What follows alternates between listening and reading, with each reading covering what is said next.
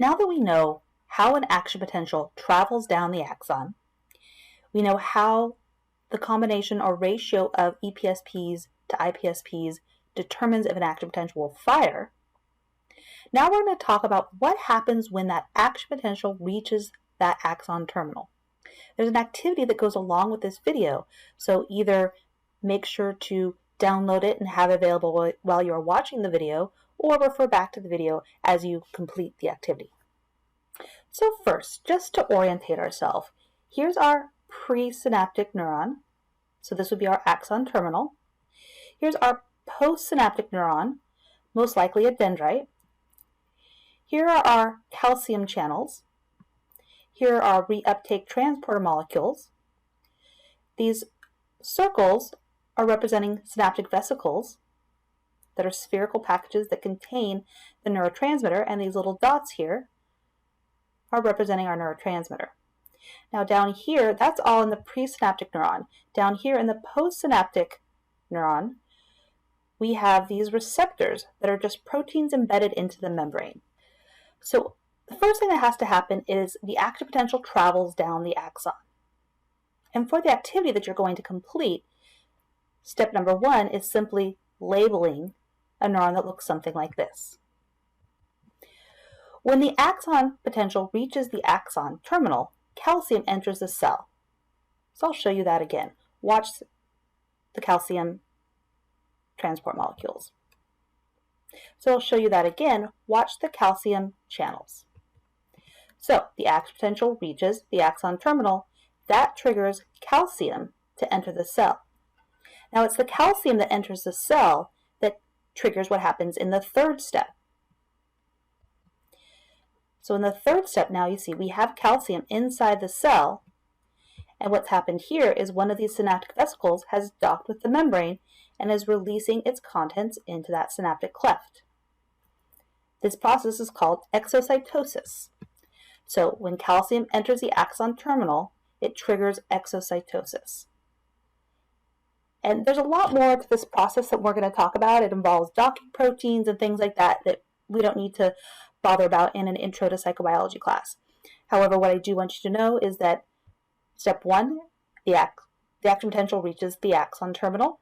That causes calcium to enter. So it's the calcium entering that triggers the exocytosis, not the action potential reaching the axon terminal. The action potential reaching the axon terminal triggers calcium to enter. This calcium triggers this process of exocytosis, which is dumping its contents into that synaptic cleft. Next, that neurotransmitter binds these receptors. So it travels across the synaptic cleft, which is a very small space. We can't see it even with a regular microscope. We can only see it with an electron microscope, and then all you really see is a little fuzzy line. So it's a very tiny gap. The neurotransmitters diffuse across that gap and bind their receptors. And that's going to allow them to alter the activity of the postsynaptic neuron. So as these receptors bind, they're going to alter the activity of the postsynaptic neurons. And how the neurotransmitter binding can alter the activity of the postsynaptic neuron, one way that we're going to talk about for now is an ionotropic effect. And that is by opening an ion channel, watch down here, that allows sodium to enter. So now, if sodium is entering through these receptors, that's going to cause an EPSP, right? An excitatory postsynaptic potential, because that sodium is going to depolarize the membrane. If by chance this neurotransmitter was a different one and it opened a chloride channel, and chloride, which is negatively charged, flowed in, that would produce an EPSP. So our neurotransmitters diffused across the cleft, bound to the receptor, the neurotransmitter receptor, opened a channel, and altered the activity of the postsynaptic neuron, whether it's depolarizing it closer to threshold or hyperpolarizing it with chloride further away from threshold. Here I'm showing you a depolarization. Here's just another diagram, just kind of showing you the same thing, just so you know that the way I draw my diagrams might be slightly different, and so you can get used to, looking at different diagrams and still being able to see determine what is what. Here's presynaptic, here's postsynaptic cell, Here, they're showing you the receptors as a little kind of Y. That's the receptor site. Still a little circle representing the receptor, and just showing you this whole thing combined is your synapse. So the next step is, after the neurotransmitter is done doing its job, it has to separate from the receptor. Really wasn't anything to show in a diagram here, so I didn't make one. The last step we're going to talk about is the neurotransmitter then needs to be inactivated in some way. They can then be either recycled through a process called reuptake, they can diffuse away, or that neurotransmitter can be broken down enzymatically. So in the next slide, we're going to talk more about reuptake and enzymatic breakdown because they're very important processes for you to understand as we proceed in the semester. So enzymatic breakdown. So again, these are two different ways to inactivate a neurotransmitter in that synaptic cleft, or after it's done doing its job at the receptor. First one we're going to talk about is enzymatic breakdown. So the idea is that here's our neurotransmitter, here's an enzyme. That enzyme and that neurotransmitter attach onto each other, and basically that enzyme then breaks this neurotransmitter into two inactive components. So when the neurotransmitter looks like this, it's active, it can bind that receptor and have an effect in the postsynaptic cell.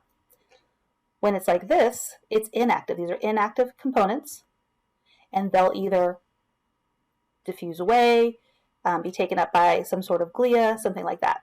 Now, this enzymatic breakdown can occur for some neurotransmitters actually right there in the synaptic cleft. For other neurotransmitters, it might happen after reuptake in the presynaptic terminal, or sometimes different types of glia will take up that neurotransmitter, and they may have the enzymes to break down that neurotransmitter inside. Reuptake is the other way that a neurotransmitter can be inactivated after it's done doing its job. And basically what happens here is these are reuptake transporter proteins.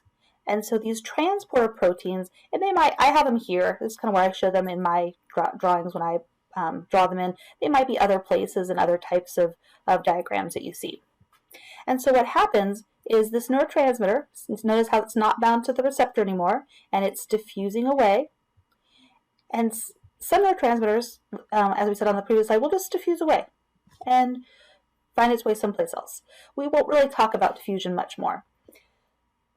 But see how this one has just gotten really close to that transporter molecule, and so it can transport that neurotransmitter back up into the presynaptic terminal.